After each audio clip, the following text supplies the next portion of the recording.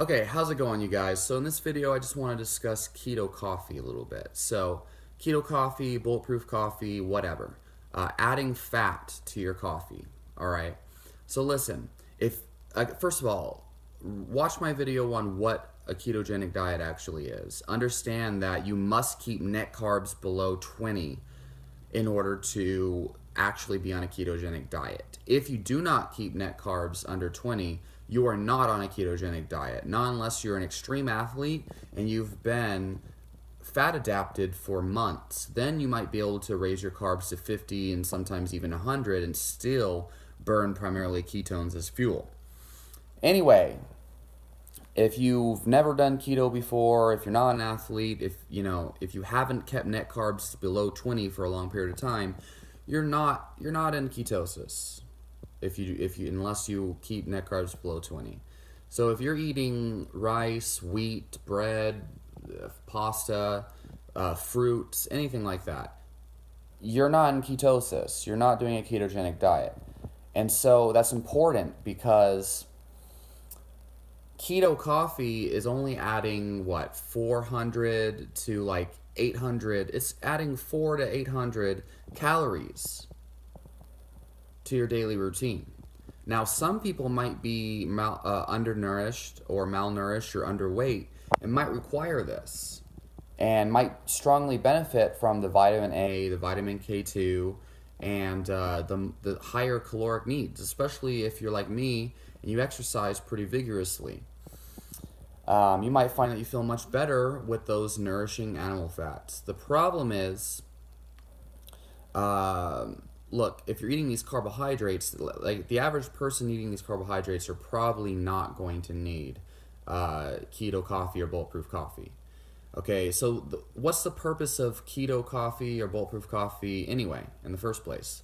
Well, for most people, the main benefit of keto coffee is that when you drink fat, okay, it actually turns off your hunger hormones for quite some time. You literally feel satiated and full for anywhere from 3 to 7 hours after consuming, depending on how much food you need and your activity level. Okay. So most people do drink bulletproof coffee because it suppresses their hunger and gives them energy for a long time. Okay, and it can be used to initiate someone into fasting.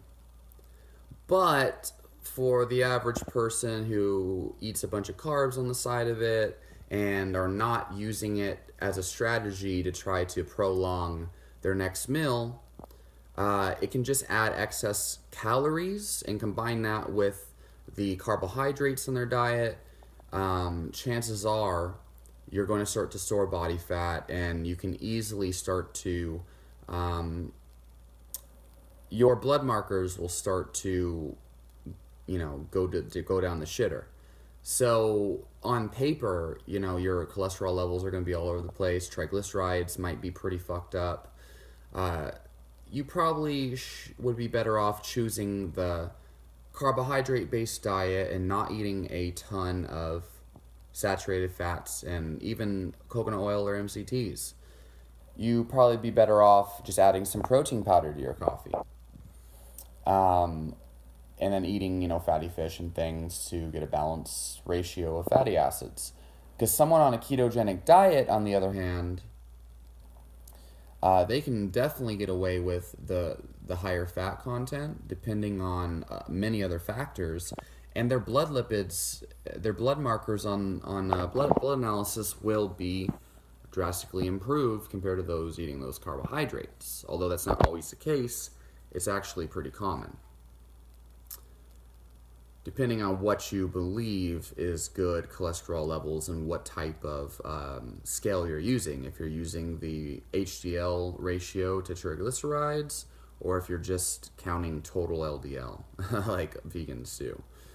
Anyway, the point is, like, I don't see any point in eating and drinking keto coffee if you're eating a higher carbohydrate diet.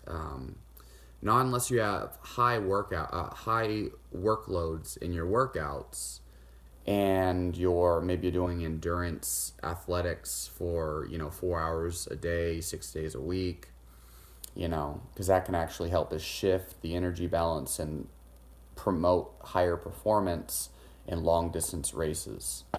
But yeah, I mean, again, there is a place for keto coffee, and it's not in a high carbohydrate diet. So, do your research into this, and, it is a delicious way to start your morning, no doubt. But I'm just keeping it real with you guys. So let me know what y'all think down below, and I'll talk to y'all in the next video.